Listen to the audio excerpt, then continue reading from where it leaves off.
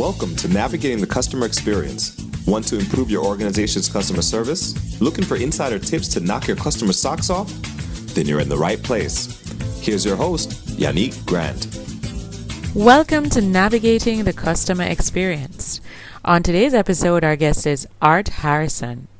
Art is the co-founder and chief growth officer at Daylight.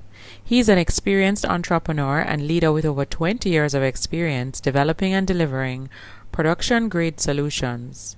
With a background in computer science and software development, Art was previously vice president at iNTERFACEWARE and previously founded MXD Communities in 2001.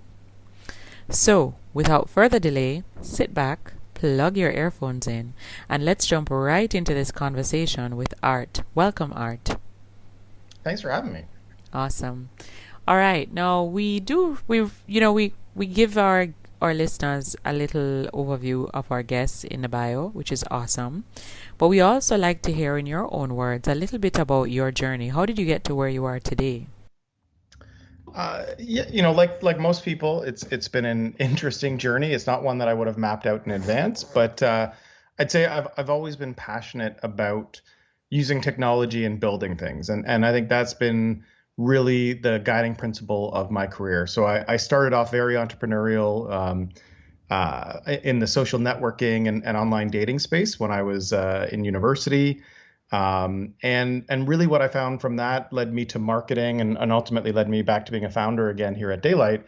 And it was just a passion to build things that people want to use and to find ways to delight customers and end users along the way. And I think that's, even though my career has spanned technical and marketing and other, kind of lanes, the common thread has always been what do people need and how can we make their lives better and delight them along the way? And so it's been an interesting journey, but I'm always excited about where it's going to lead me next. All right. Now, could you tell us a little bit about Daylight and what Daylight does and how Daylight is helping their customers achieve their goals?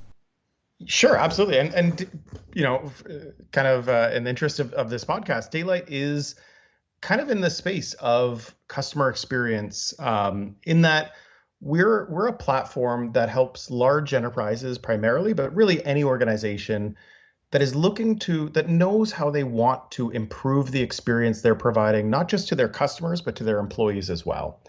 And we're a platform that allows them to rapidly design, build, and deploy solutions that really touch on that interaction between people and process. So the simplest example I can give you is the TurboTax type of example, where you have the IRS in the United States, the CRA in Canada, any other tax agency. They have a business process, but it's a terrible process for most people to interact with. And TurboTax and the tax industry exists to create a better on-ramp that'll guide people through that process in a way that's intuitive to them and is the way they're used to working with other solutions, not just paper forms and addendums. Daylight's a platform that lets organizations build that kind of an experience for any interaction that their customers or their employees are having, and to do it at scale across the entire organization. So they're touching more places and improving that experience at every interaction that people are having with the business and their services or processes. All right, great. Now, one of the areas that we would love to discuss with you as we have you on our podcast is, could you share with us how is it that consumers or, organizations are able to increase their overall customer satisfaction and brand loyalty by offering positive and engaging omni-channel CX at scale? Could you share a little bit about that with us? Sure. It's a broad question, but I do think there's a lot of ways. I think, part of the thesis and the hypothesis when we were starting Daylight was, this understanding that most organizations are primarily invest in the major touch points that they have with their clients. So you think about any, life cycle of a client, there's, the research and acquisition phase or the sign up phase, whatever you want to call it. So how are we going to bring this customer in? And most people are investing a lot of money to try and make that experience as pleasant as possible. And then there is the renewal or, upsell phase. A lot of investment goes in there. But everything that happens in between that is actually what leads to their satisfaction, their probability of churning or abandoning or leaving that organization. And so when you can start thinking about what are all the ways that they need to interact with us, it may be that they're just looking for information. They're looking for, to change some basic information about their, themselves, their family, their account. And so when you start thinking about, how do we improve the CSAT scores or the ENPS for the employees, it's really looking in and saying, okay, we know we've got the bookends really well, but there are dozens of times where that friction, they're leaving friction in place, or they're creating friction for someone just to talk to someone to understand, hey, can I change the payment date that I have? Or, I've just got married. I want to update some of my information so that my family's included in my account, or whatever it may be. I'm biased to the enterprise kind of experience, you can tell.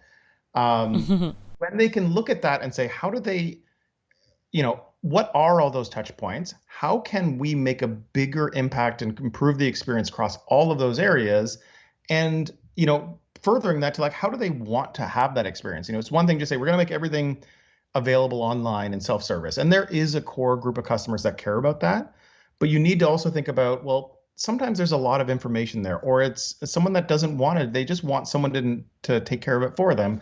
You have to look at the entire life cycle and all of the interaction points and find ways to create a more natural experience in any of those.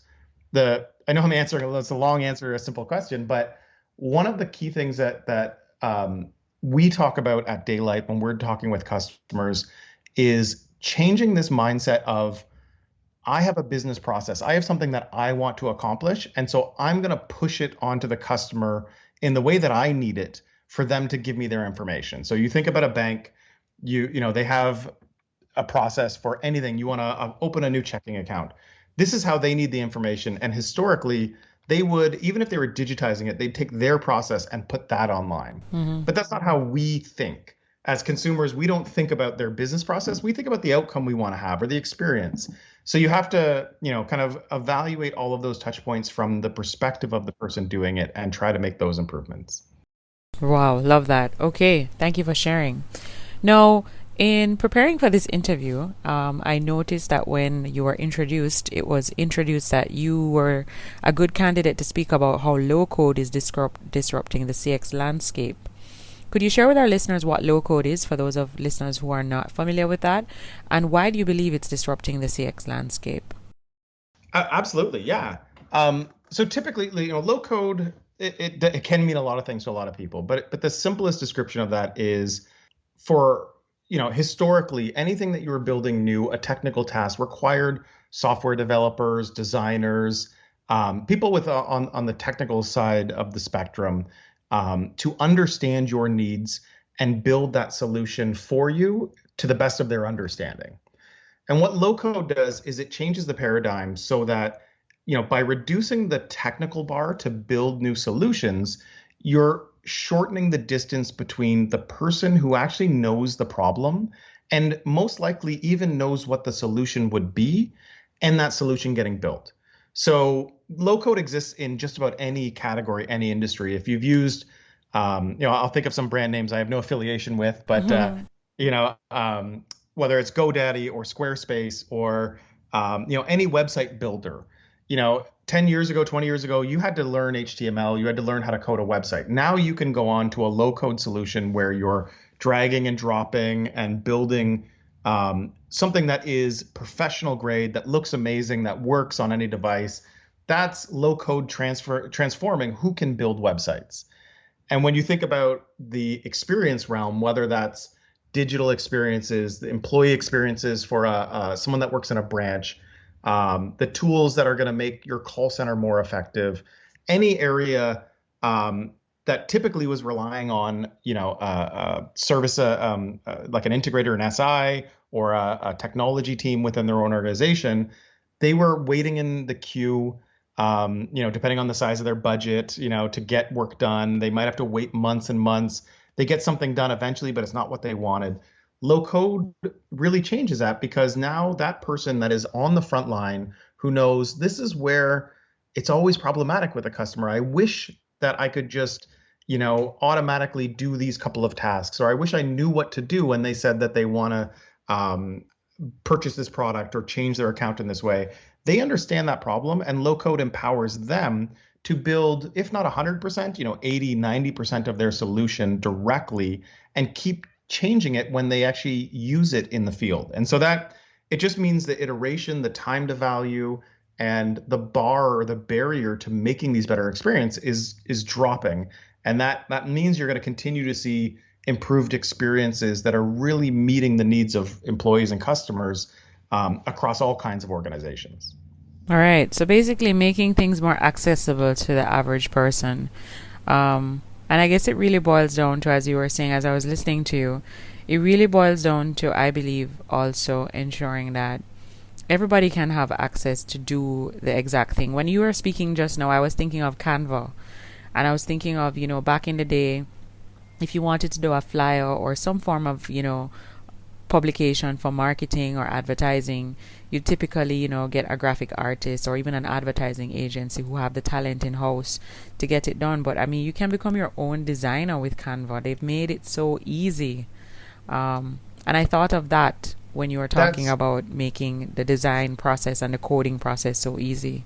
That's a perfect example, and I'll tie it back. Again, I spend a lot of my time talking to these large enterprises that literally have tens of thousands of processes that are happening across the organization. An insurance company has all different types of claims and policies and managements and call centers and issues that they're dealing with. A bank has branches and wealth products and everything else. They have so many, and going back to that TurboTax analogy, a lot of them are stressful. Right? Like doing your taxes is inherently a stressful thing. You're worried, if I do it wrong, am I going to get audited? If am I going to make a mistake? Am I going to, you kind of feel adversarial, like the person that I'm providing this information to doesn't actually have my best interest in heart.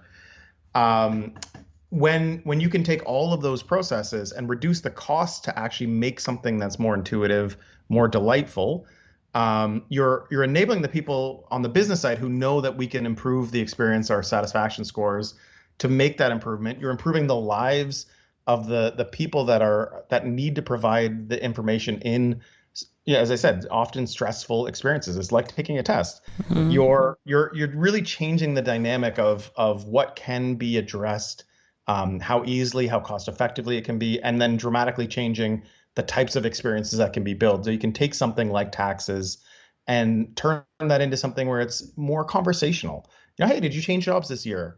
Great. Tell me about your new job. Did you get married? Great. There might be a tax benefit for you. You took something that was previously just here's, fill out box 66 mm-hmm. and made it into something that now feels like, hey, this is working with me. This is a very different emotion, a very different experience that I'm having interacting with this organization or this business process. Yeah. So we're approaching pretty much the end of 2022. I can't believe that we're almost in the final quarter of the year, like it just started. And you're in the CX space as well as the design space. Could you share with us maybe one or two things that you've seen emerge in the last few months that you will see as an ongoing trend, at least for 2023 in this space? For me, and obviously I'm only one perspective, and as I say to my own clients, the clients of Daylight, I'm in the vendor's mindset. So as much as I work hard to stay neutral or to be very open and really help people find the best solution for them, regardless of my organization, I still only see it from my perspective. So I always, grain of salt. Mm-hmm. But what we are seeing, not just in the last couple of quarters, but really for the last few years, particularly during the pandemic, it's escalated and it continues to grow. No one is stopping work on the customer experience, but some of the same teams and technologies and approaches that people have really heavily invested in to improve customer experience is shifting to include a lot more on employee experience. As we've all been remote, as we have, as consumers, we are seeing these better experiences. It's really hard to have an amazing experience shopping online or, interacting with your, robo advisor account for your investments and then going to work and using the worst technology or being stuck to deal with terrible processes, terrible communication channels. So we're seeing a really increasing push on the need to improve employee experiences to do their job, whether they're directly supporting customers or whether they're doing internal things, HR or anywhere else, um, because it's becoming essential to retain the teams that you have. People just don't want to. They have the flexibility to work anywhere because the barriers of geography are kind of breaking down. So the importance of improving the quote unquote customer experience of your employees seems to be always increasing. And we're really seeing some exciting changes to how people are supporting their teams across the board.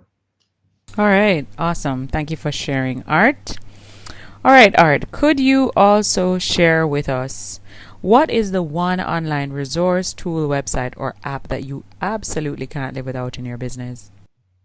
Oh, that is a tough one. I would say it's not a glamorous tool by any means, but for me, it is probably I would say any video conferencing. For me, I spend so much time just talking to people, understanding what their objectives are, what their goals are. Whether that's my team, whether that's our customers, whether it's just peers in the industry, and I if we didn't have access to that and the ability to still make connections even when we're geographically dispersed or kind of on lockdown with the pandemic, I feel like this last couple of years would have felt really isolating.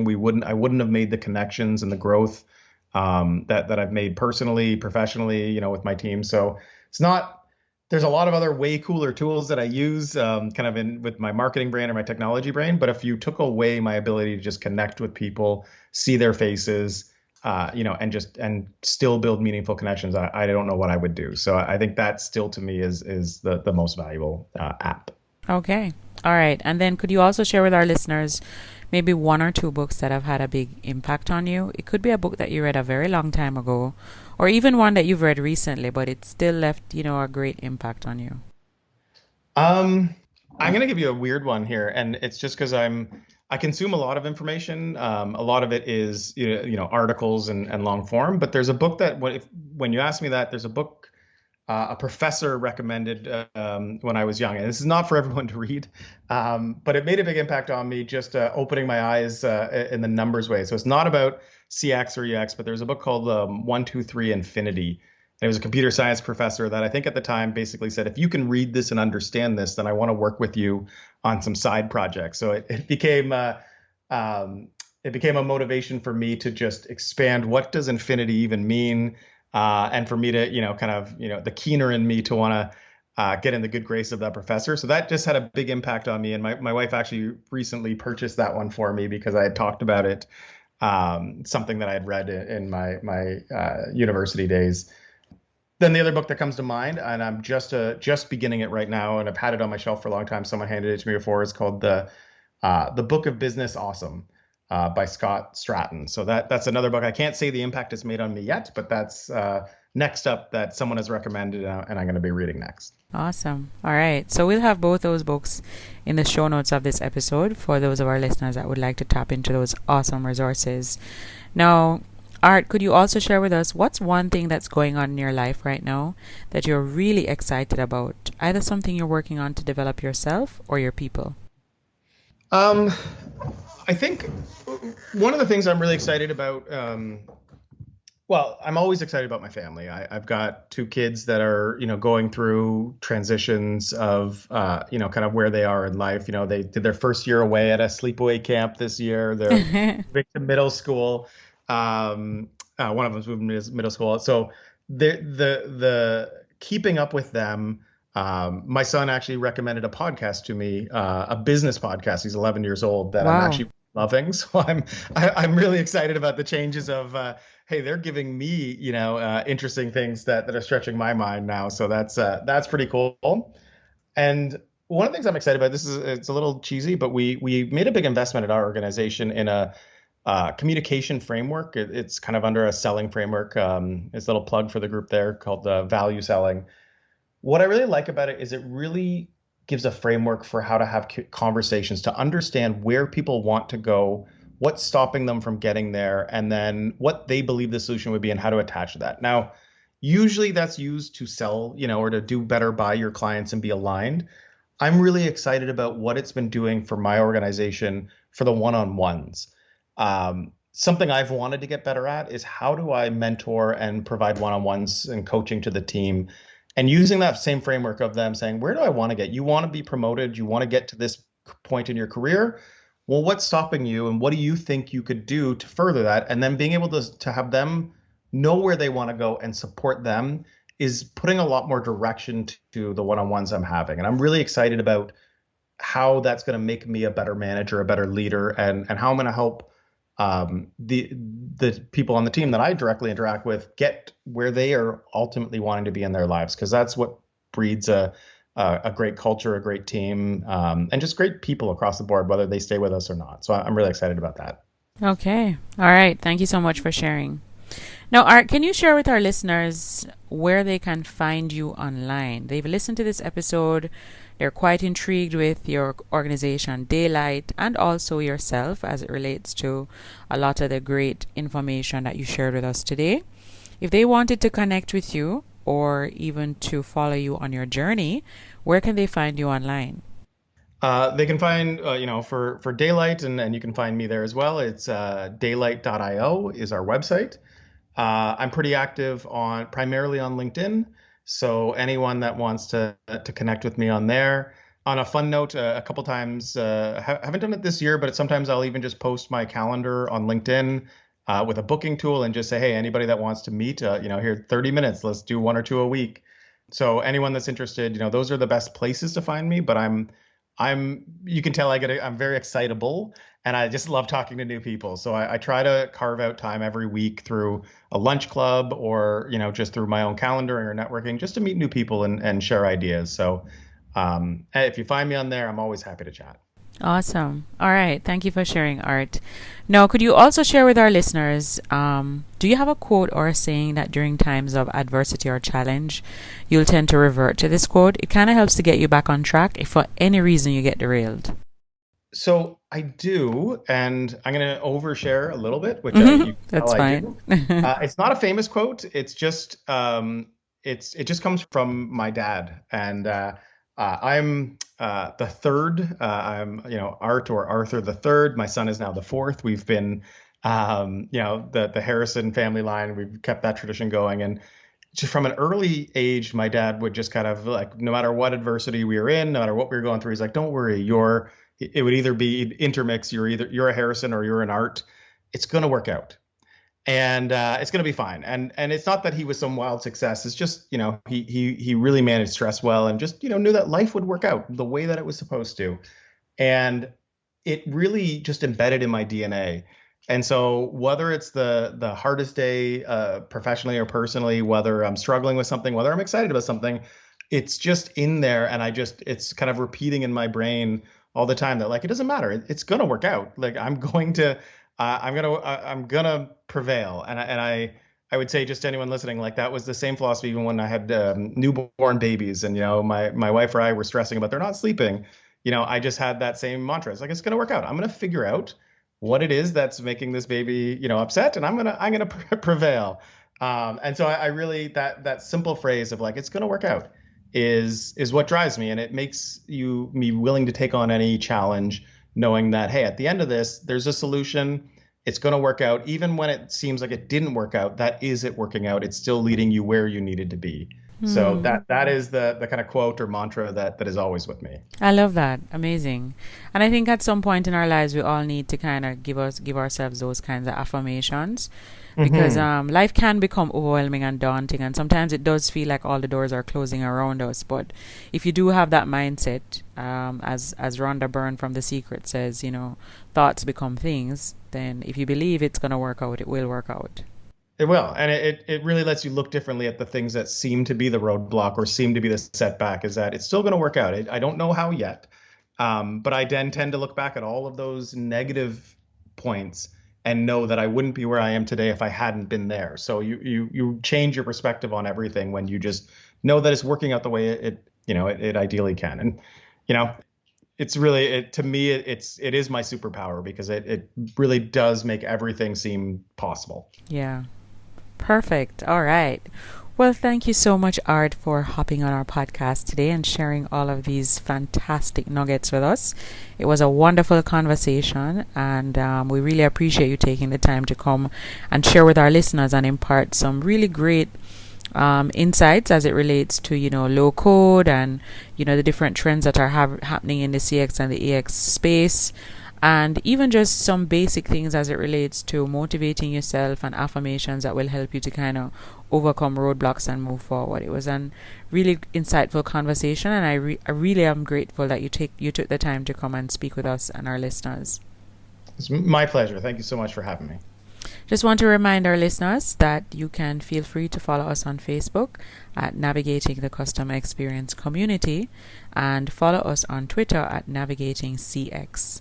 Until next time, I'm your host, Yannick Grant.